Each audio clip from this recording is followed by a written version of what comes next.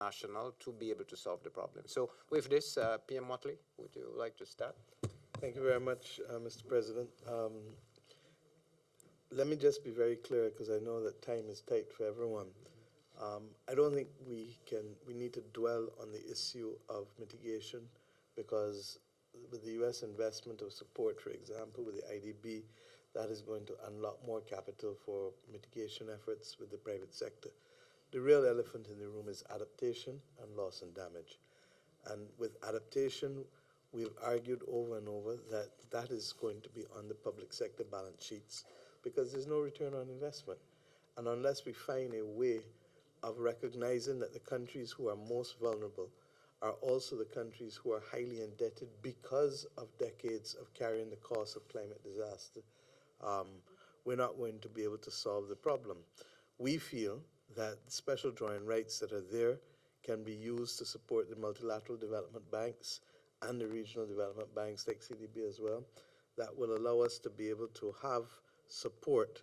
But the problem is that debt isn't really the answer, because we're already constrained.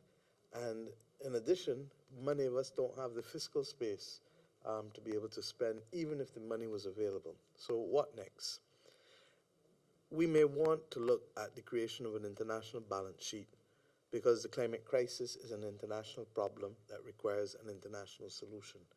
And if we can have an international balance sheet that takes off of our balance sheet that which has crowded out our ability to finance education, housing, health, and all of the other things, then it at least gives us a pathway to pursue development while at the same time adapting to the realities of a 1.5 degree plus world. What is sad is that I feel like a parrot saying the same thing over and over and over. What is even sadder is that the more I say it, the more time runs out. And the reality is, anyone who is familiar with what it is to execute projects in government will know that to do major coastal defenses, to do major water resource projects, all of these things take time.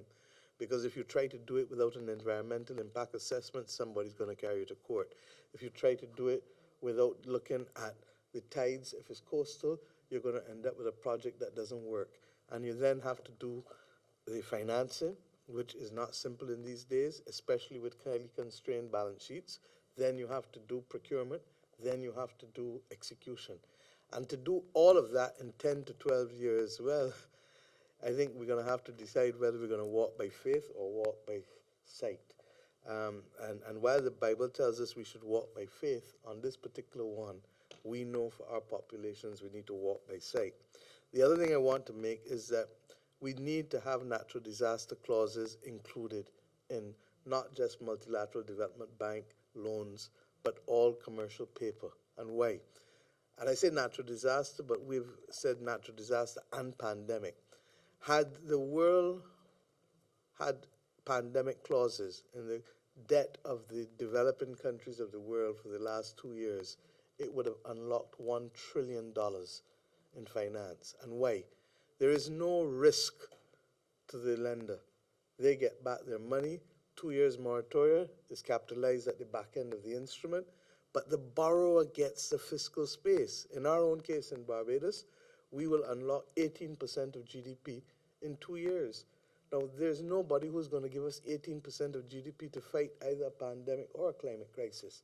And a simple legal clause can immediately solve problems without putting it on somebody else's balance sheet. So I hope that these two things, there's one other point that we'll make with loss and damage, and we get it. Look, people don't want to see loss and damage. I'm a former attorney general because it opens up issues of liability. But we need to be able to create a recognition that morally and justice-wise it is the right thing to do. And if we can put a small levy on the fossil fuel companies